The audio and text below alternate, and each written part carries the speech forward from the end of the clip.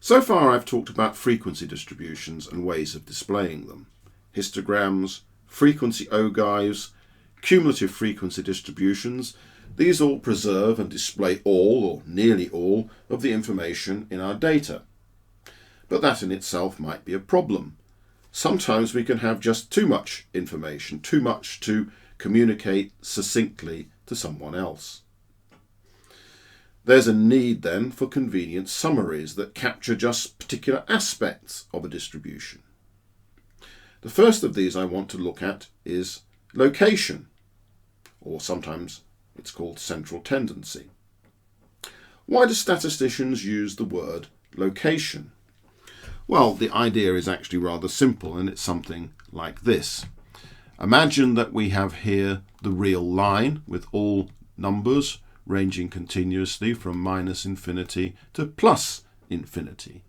The idea is to choose a number to represent the distribution that falls somewhere on this line, that locates it on the real line. It sometimes helps to think about this in terms of distance from an arbitrary origin, often 0. 0 in some sense represents the middle point, if you like, of the real line. If the value of the measure of location is less than 0, that means it's going to be to the left of this origin. If it's positive, it's going to be to the right of this origin, and the value of it is going to determine how far to the right or how far to the left. So our problem then is how to characterize a distribution with just one number. How are we going to go about it? Another way of putting that is to ask, what is a typical value in the distribution? Now, obviously, we're sacrificing an awful lot of information when we ask this question, but we're doing it in the interest of parsimony. Now, it turns out there are basically different ways in which we can answer this question, what is a typical value? There are three commonly used ideas. First of all, the most common value. Secondly, the value that cuts the distribution in half. And thirdly, the value that in some sense is at a minimum distance from the observation. That's going to give us three distinct measures, which is what I'm going to talk about now.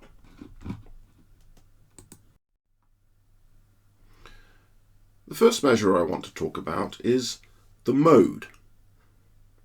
This is the value of a variable that occurs most often in the data or in the distribution. It can be used for variables of any measurement level.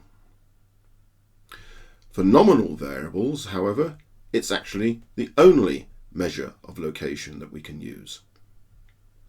For continuous variables, or discrete variables with very many values in them, it tends to be much less useful, because there may be no single value that occurs most often, and there may be many values that occur most often, each with rather low frequencies. It's also important to realize that the mode doesn't have to be in any sense a central value in the distribution. The mode could be the largest or smallest value in the distribution, or indeed both. Here is an example of a distribution where there are in fact two modal categories, both at the extremes of the distribution.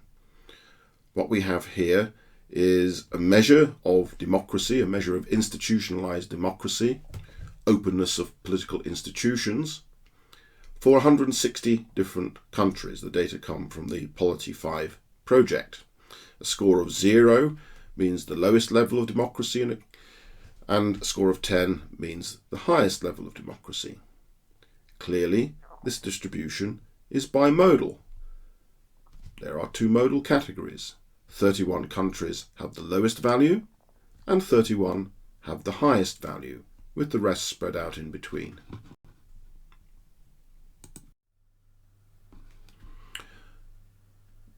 The second commonly used measure of location is the median. This is the value of a variable that divides the distribution in half. The idea itself is probably as old as the hills, but the name median was first used by the Victorian polymath Francis Galton. We order the values of the variable from smallest to largest, and then the median is the value in the middle of this ordering. If there are n observations indexed from smallest to largest, 1 to n, the median is the value indexed n plus 1 divided by 2. Let's take an example. Let's say we have the height of 7 people in meters. The shortest one down here is 1.5 meters tall. The tallest one is 1.9 meters tall, and in between we have ranged all of the rest in order of their heights, 1, 2, 3, 4, 5, 6, and 7. The median, in this case, n plus 1 divided by 2, will be 7 plus 1, which is 8, divided by 2, which is 4. Therefore, the fourth observation here, 1.7, in the rank order, would give us the median.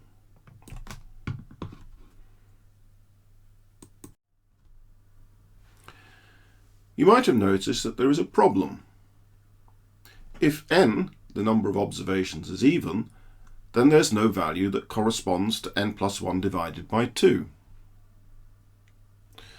By convention, then, the workaround is to define the median as the mean. Now, the mean I haven't talked about yet, and I will talk a little bit more about it in a moment.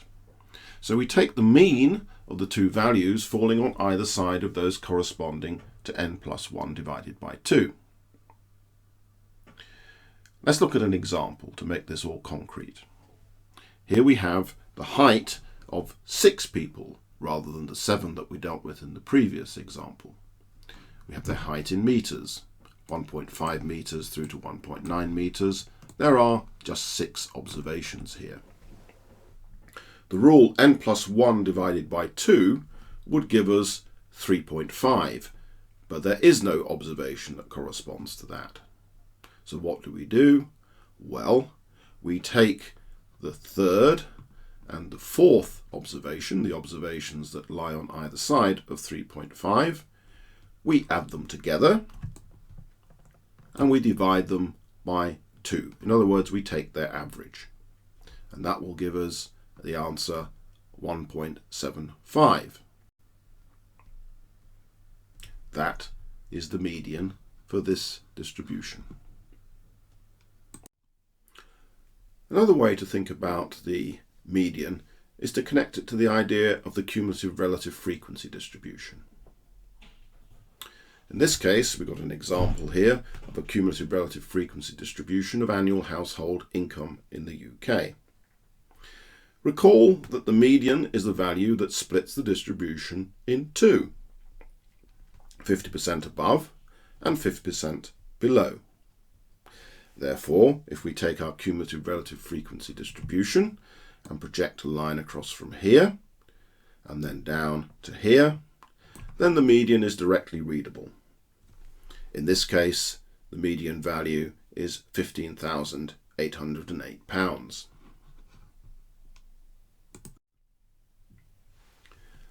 The median is insensitive to changes in the values in the tails of the distribution. In other words, it doesn't matter if the highest observed value is £100,000 or £1 million. All that matters is the order. Now, it turns out that the median is the value that minimizes the sum of the absolute differences between itself and the values of the observations. And that idea is expressed in this formula here. Now, as this is the first time that I've introduced any notation like this, let's take a little minute to just go through it. This symbol here is the Greek uppercase sigma. Whenever you see that, it means add up whatever follows this sign. The two bars here, they mean the absolute value of whatever is inside the bars. And the absolute value is the value without a minus sign. So if we look down here, we have something xi minus md. Xi means a particular value of an observation minus, in this case, the median. Now, obviously, the result of that calculation could either be positive or negative, depending on whether this value here is below the median or above the median. But these bars here tell us to disregard the sign, so we don't care whether it is positive or negative. The absolute value is always positive. Then we have this curious index here related to the subscript underneath the summation, sigma, and the superscript above it. N is the number of observations that we have. And this expression here, I equals 1 to n, basically means add up, sum, all of the observations from the first through to the last, where the last is obviously indexed by the total sample size. Okay, so now let's look at the expression as a whole. What is it telling us to do? It's telling us to take all of the observations, I equals 1 to n, and to add up something. What are we going to add up? Well, we're going to take each of them from the first through to the last, I equals 1 to n, and from each of these observations, we're going to subtract the median. And in each case, we're going to keep or save, or however you want to put it, the absolute value of this calculation. Now, if we do that, it will turn out that the median is the value which minimizes this expression.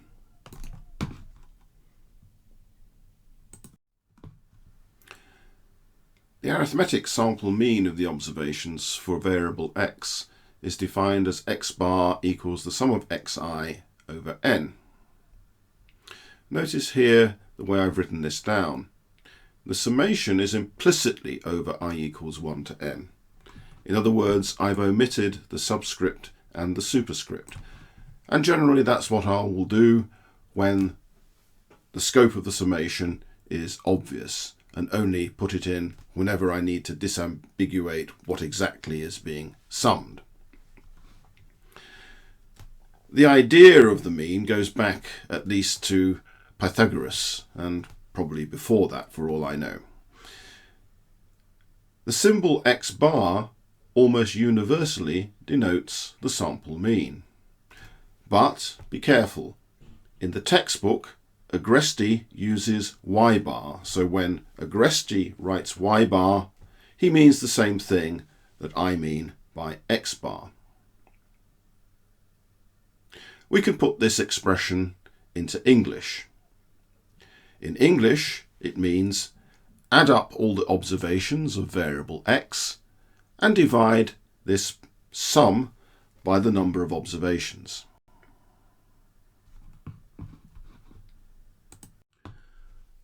Another way to think of the mean is as follows. If we replaced all the observations in our data set with one value, what number would that have to be so that their sum was the same as the sum of all the values that we in fact actually observe? A moment ago I asked you to look at a data set to do with democracy in 160 different countries. If instead of looking at democracy we had the per capita GDP of all of those countries, then it turns out that the mean per capita GDP of those 160 countries with a democracy score, it turns out to be in dollars 18,943. The median is just 12,150. If you're prepared to treat the democracy score as a continuous interval ratio scale variable, then the mean of the democracy score is 5.88. Another way of thinking about the mean is that the mean is the value that minimizes the sum of the squared differences between itself and the values of the observations. Look at this expression here. Take each of the observations, subtract from it the sample mean, and square whatever you get. Add up all of these calculations.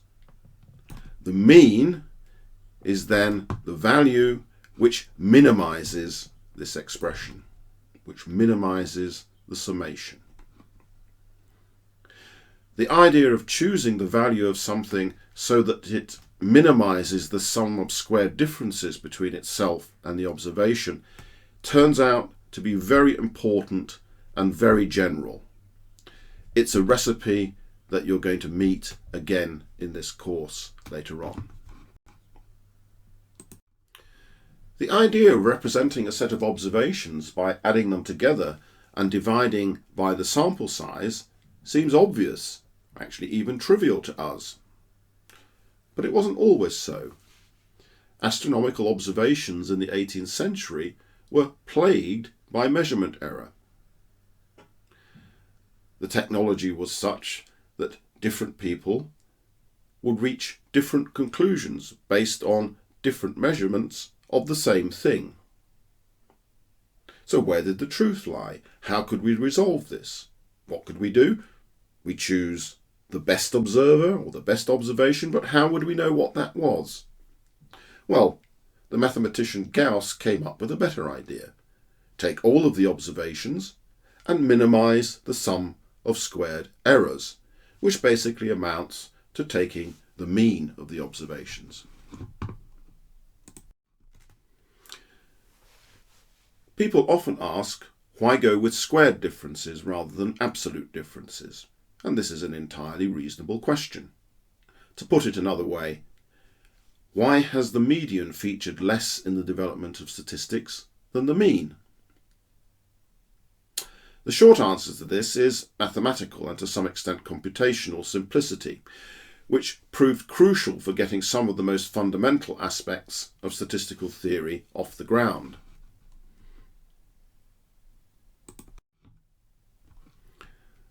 Let's end this section on location, or measures of central tendency, by looking at the relationship between the mean and the median in different types of distribution. Here we have a symmetrical distribution, and in a symmetrical distribution the mean and the median correspond to each other. They take the same value. Down here we have a distribution that is skewed to the left. It has a long tail on this side here. In this case, the mean and the median are different. The median will take a higher value than the mean. Over here, we have a right-skewed distribution. And in this case, the median is to the left of the mean. In other words, the median will take a lower value of the mean than the mean. You can imagine the mean being pulled much more towards the extreme values in this distribution out here, and therefore drawing it away from the median.